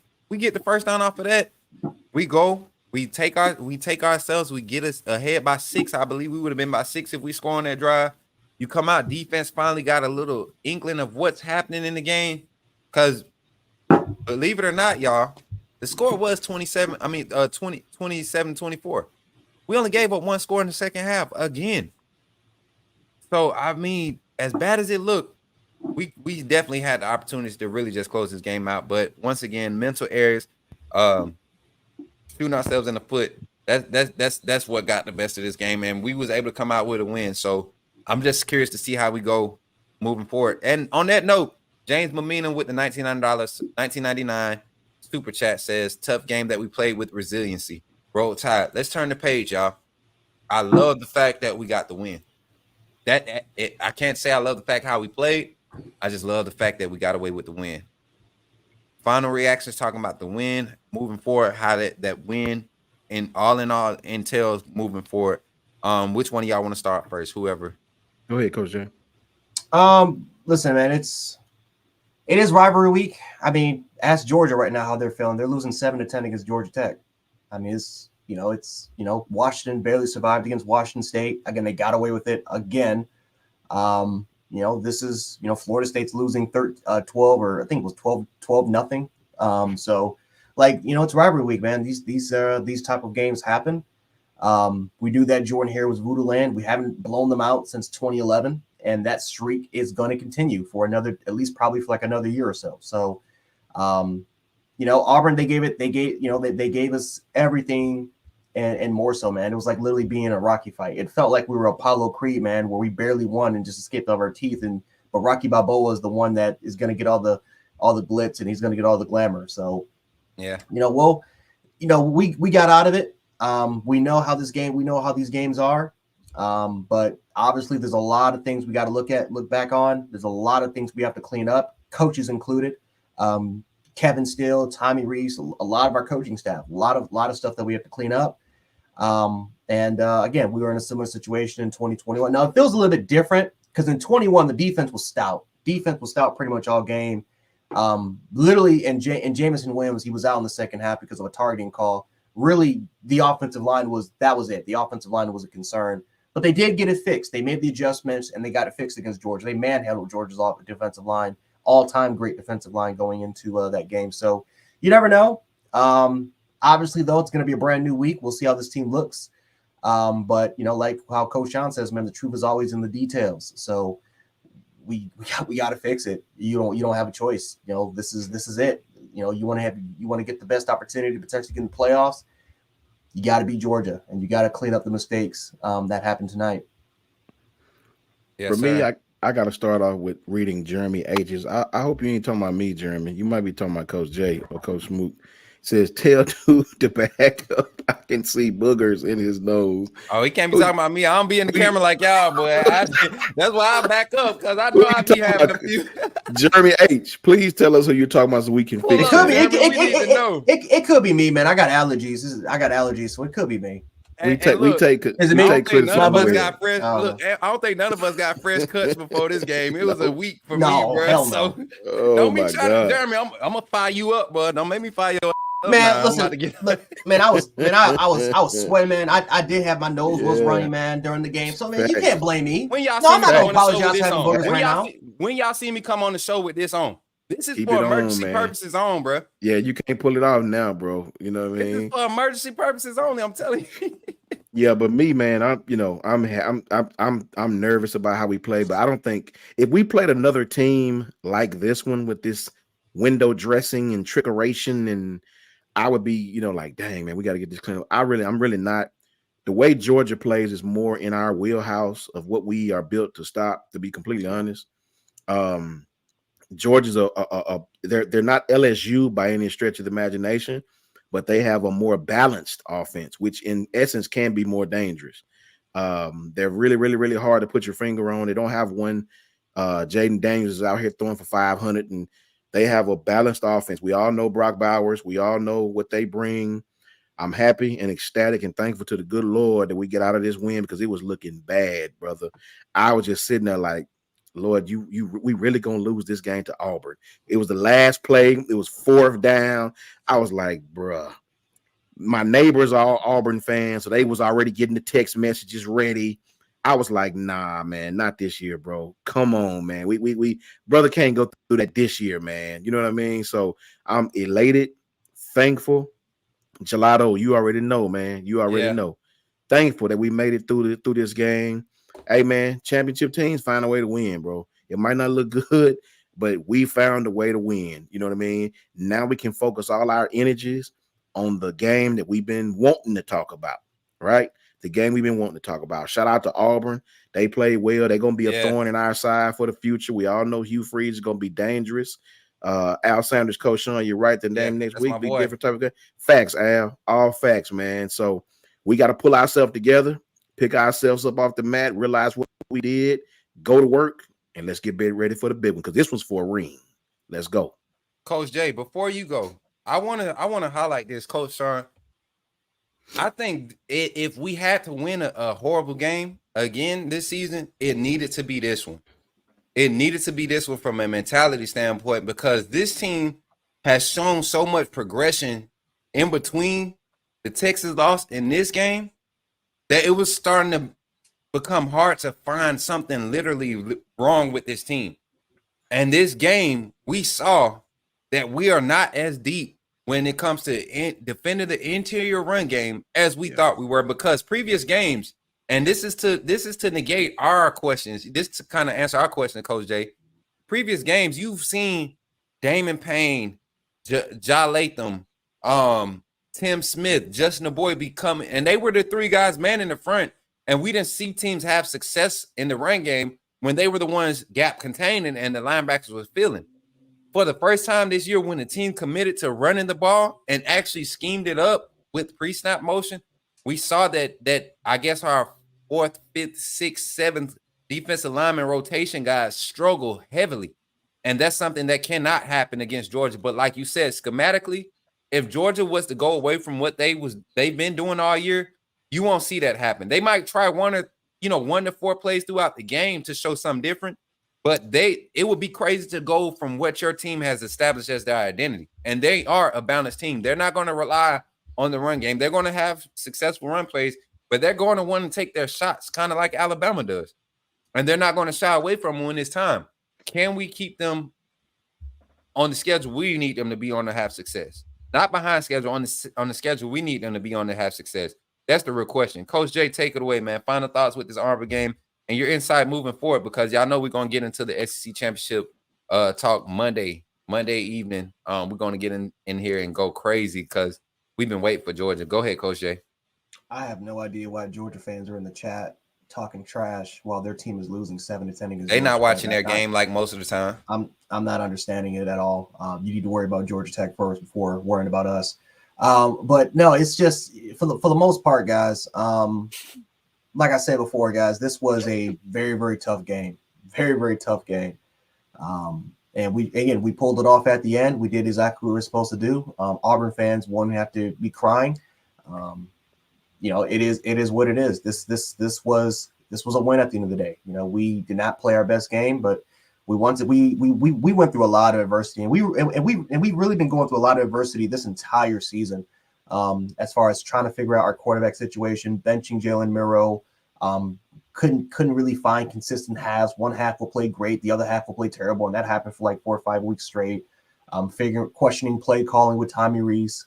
All things were looking bad in our direction. We've prevailed so far. You look at our record right now, we're about 1 win away from potentially making the playoffs. And if Florida State, if they do decide to lose, then that creates an opportunity. That creates a big opportunity for Florida. Now, again, in a perfect world, I would have loved to see Washington lose like they should have. They should have lost this game, because they would have lost the game and then they beat Oregon. We're in. I mean, there's no even question or debate about it. But now you just gotta give it. You gotta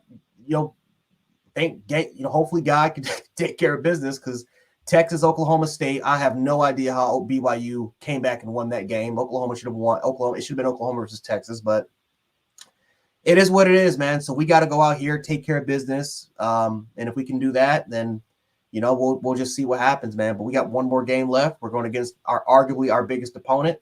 Georgia fans have been talking trash pretty much for about a year and a half now. And this is a great opportunity to kind of shut these guys up. And I can't wait for Monday. I think Monday is going to be great. It should be a record high. Should be a lot of Georgia fans in the chat. And hopefully we can have a good time and interact. And it'll be fun. It'll just be fun to kind of get after those guys. Right, For me, two things we didn't talk about. We need to really briefly. I didn't get on Will Riker last time. I said I wasn't worried about Will, but let me it's let time me say to worry something. about Will Riker. Let me say something with facts. Will, second time in big moments. Yeah, thank you. That's exactly what I was about to say. We on the same page, y'all. We not. Listen, Woo. Will, if you're watching this, I understand you can kick a 54-yarder when we're up by 20. I get need it. That 34-yarder. I need that when we need it and we're down. You know, let's we're not getting on you. Let's just get it together, Will. We need you, brother. And Seth, somebody need to talk to Seth, man, because we were in the red zone at one point in time, if I remember. And what the hell happened with that snap, man? I don't know what happened, bro. You know, but we got to fix that. Yes. That will get us beat. We got to fix that. And on to Monday. Right, man. And I'm gonna round it up like this, y'all. Win, yes. Good win, yes. Mentally, morally, yes. It's a win. But with this team, you don't want to rely. I'm glad we haven't had 7 of those wins this season. You get what I'm saying, Sean and Jay? Like, this is only this probably. I want to say we snuck away from Arkansas. I will say that it wasn't that like they just had us in a fight like Auburn did, where they presented opportunities to beat us. I feel like we just kind of held on to the game against Arkansas. But this game, I feel like they had us in a fight when we shouldn't have been in a fight. So to come away with the win, somebody said in the chat earlier, the resiliency of this team continues to be tested every week. And that's one thing, I think that's their identity, a resilient team as a whole. Offense, defense, special teams. Play calling wise, I feel like for the first time this season, we saw Kevin still in a bind. I don't know if there's other injury issues or whatever is going on, but to have, y'all, Tech is moving the ball. I'm sorry. But to have the type of personnel issues that we had today was uncharacteristic. And somebody else in the chat said it too. Georgia is a different team, just like Coach Jay said, Coach Sean said. Georgia's a different team. I don't think they have to go and rely on one phase of their offense to attack us, which to some people, to some coordinators, that would create a lot of issues. But to a team that's built like Bama, you want to see everything that you've been seeing all season. Auburn, they showed us something different last week against New Mexico State. I mean, the pass attempts is different from that game last week. In the first half, the amount of pass attempts compared to the amount of pass attempts they had this game were different. And they were different against Georgia. They really are committed. Teams with strong defenses, they feel like their best chance is to run, and that's what they did tonight. So to come away with the win in Jordan-Hare is always a great feeling. Moving forward, let's turn the page. We got that 24-hour rule. Let's turn that page, man. Of course, I'm going to go back. I mean, I got the game running back right now on YouTube, and I'm watching the Georgia game. So, I mean, getting down into the nitty-gritty, I don't think it'll be much to talk about Monday other than the UGA matchup. Yeah. We are so locked in as a panel, as a network, Kyle Henderson included. We've all been waiting for this one. We've been waiting for this one for a while now. And I think we are more ready now than most of the Georgia fan base. And coming into this game, because last time we saw Georgia coming into a game like this after playing Auburn like this, we dominated them. But I wasn't confident as a fan. I said, if it's gonna have to rely on Bryce and creating, this Georgia has our number. But we literally came out with a game plan. The offensive line showed up. This time around, offensive line is not our problem. Play calling, I believe, won't be a problem for what Georgia does defensively and how they're going to match up. I think our problem is going to be if we see a moment where personnel adjustments have. If I have to give an overall assessment of the season, we can really root it to personnel adjustments. Not necessarily scheme, but personnel adjustments all year in games where we should have handled business, spotless. It was like one or two people on the field that shouldn't have been there. Can y'all agree with that? I mean, majority of the games, and we've only lost one game, but games where we should have handled business, I feel like personnel was the issue. Whether it was offensively with the offensive line, we saw that struggle early. We saw changes made. We haven't seen the offensive line look back since Jaden Roberts. Caden Proctor is having his strides. Only thing still consistent is Seth McLaughlin with the snaps. We talked about that. Defensively, it's been personnel. I mean, even tonight, I wish Christian Story would have had the snaps when Key was out there. I ain't gonna. I thought he should have started. I thought he should have started over Key. Yes, I said it last week. And I said it again. Facts. Yes, number Okay, 6. look, the way y'all jumped on me, I thought I was in trouble for a second. I was about to say, okay. Nah, but I saw it, man. Key's strictly a robber safety. Don't put him on man coverage. Don't put him. Let him play over top and decipher where the deep pass is going to be at. He's not. He made one. The only tackle I've seen him made this whole season behind the line of scrimmage and run support was today. And it was literally the first time I seen him actually square up and go low and try to hold on for dear life. And he made that play today. I give him his flowers, but we got that from Christian Story for 3 weeks straight while Key was out. Yeah. Shout out to Donna. Donna, I'm with you. Had me drinking too, man. It's I got mine off the side. I know you already know. Let me say this before we tap out, guys. Somebody made a really, really good point earlier. Oh, I wanted to tell her, don't get too, again, please be forewarned. Don't get too wrapped up in Georgia losing and all of that. You know, Georgia's getting beat by this team. It's easy, guys, to look ahead, man. It's easy. It's just human nature, man. We look at us. It's human nature. We out here struggling with Auburn, making Auburn look like LSU. So it happens. It happens, man. As long as Georgia gets through this game, we need for Georgia to win. Yeah, they got to win. Georgia. They have to win. Squad. Y'all read this and y'all can speak against this because this is if anybody Ben Allen. I don't know. If anybody had the Bama goggles, I've been proud to have my Bama goggles. You have it completely backwards, Ben. Smook the type. We losing by 20. Oh, it's all good. Ain't but a minute left. We finna It's Coach Smook. Yeah, he's making fun of me. He said he's saying I'm crying, man. He got the Jordan emojis in the network. I'm like, listen, I pick with him all the time. I pick with him. We brothers, I can take it from them because at least when I'm talking football, they know we talking football.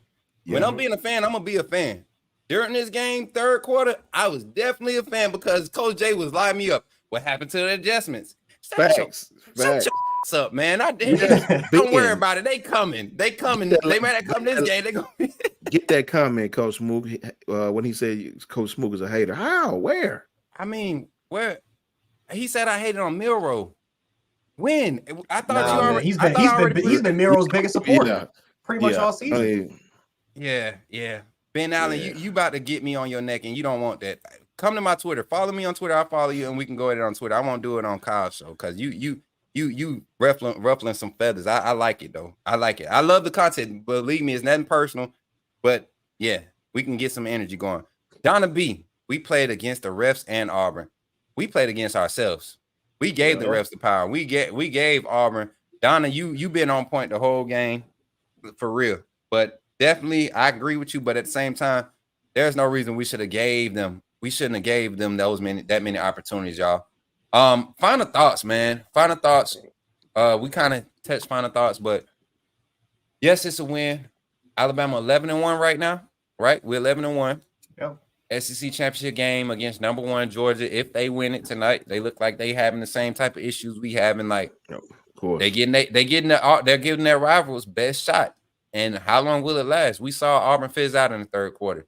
That's what saved us. We saw some finally the uncharacteristic things that they've been doing all year, or the characteristic things that they've been doing all year, missing plays, dropping open passes and stuff that we've been seeing from them that gave us this confidence to think we was going to blow them out. That happened late in the third quarter, going into the fourth quarter.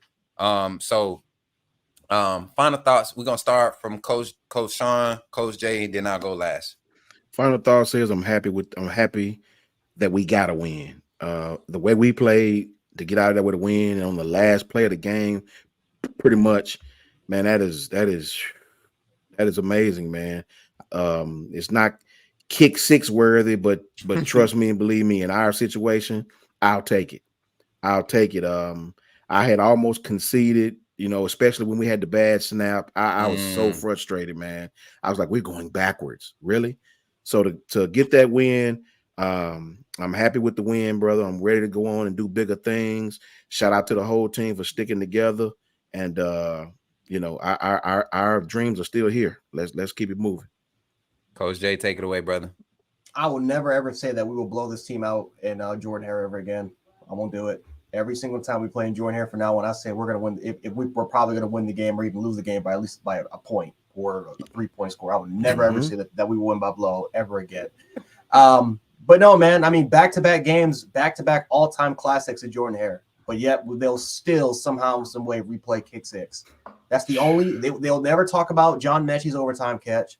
They'll never talk about the drive in 2009. They'll never talk about even this play with Isaiah, or the drive part 2, where Isaiah Bond catches at pretty much at the back of the end zone. They will still talk about kick six. But no, man, it's just hell of a game. Wasn't the game that I expected to happen. I thought that we were going to go out here and make a statement to prove the committee wrong for putting us at 8. But instead, we were in a war. It happens. It's football. Like I said, a lot of teams are struggling. Kentucky lost to Louisville. I pretty much called that on Wednesday, but Kentucky lost to Louisville. I mean, Kentucky beat Louisville. So it is what it is, man. It's football at the end of the day, and we got the win. That's all that matters. So moving on to Georgia, and I can't wait for Monday. Facts, man. And to close it out, y'all, this game was not ideal. I had them winning 55-13. You take some of the plays with Jalen, you get him on his legs and moving. We might see a different game early in the game. I definitely could understand why he wasn't, but at the same time, defensively, I did not. I think that's what really has us right now. The defense, the lack of adjustments. That's what really has me right now. I'm not worried about next week because, like you said, Coach Sean, you approach every game differently as a coordinator. I think Kevin Steele was so invested on trying something new that looked like it should fit, and he waited so long to try to make it fit that sometimes you just got to go back to what you know, get back to. And it happens. And it happens. And we saw. And oh man, I'm glad you said that, because go back to Tommy Rees, the Texas game. Tommy Rees, you didn't have to keep dropping Jalen Milroe back if your left tackle is getting beat like that. We were having success in the run game. We were trying to figure out why you went away from Jace McClellan, who in the first and second quarter, I think he was averaging like 7.8 or 8.3 yards or something like that per carry.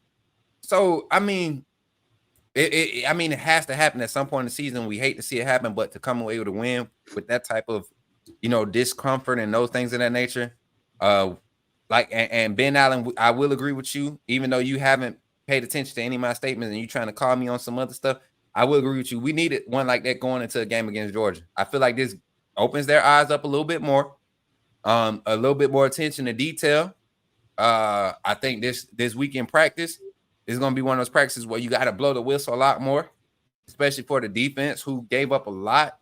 I think Justice Haynes and Richard Young probably going to get a few lumps and bruises this week, playing scout team running back, and that second and third string, those third string rotational guys for the O-line going to feel a little aching this week, because this defense is about to get they tails turned into. If I could tweet, or if they could see anything, they'll want to watch. If they want some motivation, watch my Twitter for the next 24 hours. I'll tell you that. But with that being said, we are on to Georgia. Like I said, I'm confident about this matchup. Not that we're going to blow them out or anything. I just feel like we could put together enough plays to give us opportunities. I feel like we got enough to give us opportunities. I ain't gonna say put together enough plays. I feel like we have enough of the makeup to give us opportunities to really win this game. And if executed correctly and schemed up correctly, I think we could win big against Georgia. If we could jump out fast early, like we did against some of the other teams early in the season, if we could jump out early against Georgia, and force them to be pass heavy, we could create opportunities. So we'll talk about it Monday night. We'll get into it. We'll dive into it, and we already know, man. This is a real podcast. Y'all seen us. Every dynamic of our relationship since we've met, y'all. Since we met in chat, every dynamic of our relationship has been displayed on this platform today. And it's to bring you all the content. And it's all, even when we respond to y'all, it's all in good love and just being fans, being people that love Alabama football and love the game of football in itself. So to close it out, Coach Jay, let the people know where they can find you, man, and how they can stay in contact with you with your content, brother. Twitter, Jant716 is right below. You guys can see that right there. That's my handle. And then Jant Sports on YouTube. I'm actually about to make a video pretty much after we get done with this. I'll kind of give my reactions of some of the college football games, including talking about Michigan, because they're just flooding my comments right now. I'm just getting nothing but notifications about them talking about how good JJ McCarthy is. So I'll do that probably right after this game's over, man. But yes, that's where you can find me. For sure, man. Let me get this up here so people can get that in there. Check them out on Twitter, y'all. Twitter, we're really trying to grow our Twitter followings in our network because it seems to be where you can kind of just free talk and get all your thoughts across and really leave the situation or oh my God, did his knee mess up? But leave the situation and come back to it. Coach Sean, tell the people where they can find you, brother. You can find myself as well as all the other coaches right here on Bama Football on YouTube with the man himself, Kyle Henderson. Shout out to Kyle. And on Twitter at JMHO Sports Talk. Just my humble opinion, Sports Talk. For sure. And y'all already know y'all can find your boy at Coach Smook on Twitter.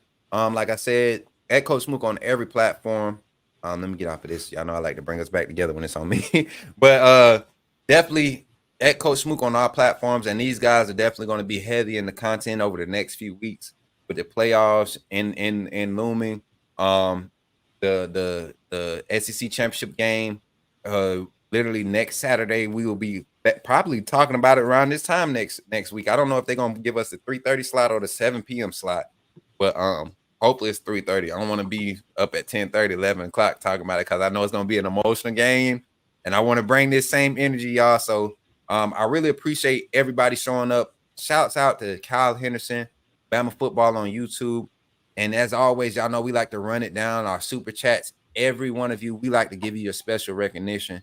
It does take an extra love and an extra intent to come in and give your hard-earned money, finances, and donate to us and donate to this channel and support what we're doing. So starting from the top, Inquisitive Prince with the $2 super chat. Got Hasio 24 with the $1.99. Got Crimson 205, Crim 205 with the $9.99. Got Gavin Kane with the $1.99. Got Sergey Man one with the $1.99. Gavin Kane again with the $1.99. See, I think I know what Gavin be doing. Gavin, old lady, be giving him a budget. Because Gavin be on all our shows spreading these super chats out. She be like, look, you got $20 left for the day. You better use it wisely. And he be trying to spread it out so he can get his comments in. I feel you, bro. I like the strategy. Lakers Swag 11 with the $1.99, man. JG with the 10. JG 2 times. That's what we're going to call you from now on. With the $10 super chat. JD Long with the $19.99, man. Gavin Kane with another budgeting $1.99. My boy Wookie Gremlin with the $2 super chat. Gavin now he got tired of holding on to it. Now he just gonna throw a big lump something out there. $9.99 super chat. Drew Dunlap with the $4.99. We didn't even hit this one. I understand calling out the bad play, speak the truth, but I think we got to be thankful on a win like this. I think we kind of touched it. Now we ain't got to go back and test that. Yeah, I think everybody on this panel is grateful for the win. At the end of the day, just how we win is what matters at the end of the day. The truth, I ain't gonna take it from him. I'm gonna let him do it at the end. Wookie Gremlin with another $2 super chat. Larez Moody with a $5 super chat. Ray Palm with the $2. James with the $19.99. James Mamima. And then James Parker with the $5. Donna came in with the $5. My boy Sergey came back in with a $1.99. And last but not least, to round it out, Donna came in with a $2 super chat. We definitely appreciate all of you all. Coach Sean, you got to end the show with the saying, man, because I think all of us kind of adopted it. Yeah, it's true for all of us. All the fans out there, we and the coaches all agree. No matter what happens, no matter how we all see it and pick with one another about the game, the truth is in the details. It'll always be that. And that's everything in life. Sometimes you might see it this way because of a reason. Sometimes you might see it that way, but the truth will always lie in the detail. That's a fact. Yes, sir. Yes, sir. And with that being said, from Coach Jay, Coach Sean, and Coach Smoot, this is the coaches of Bama Football on YouTube. This is our post-game show. And we appreciate y'all for tuning in, man. Don't forget to like and subscribe on your way out. If you haven't already, make sure you share the broadcast. and be looking forward to all the future content coming on this channel. We really love you all. We really appreciate y'all, and roll tide. Roll Roll Tide. Now we gotta wait for this.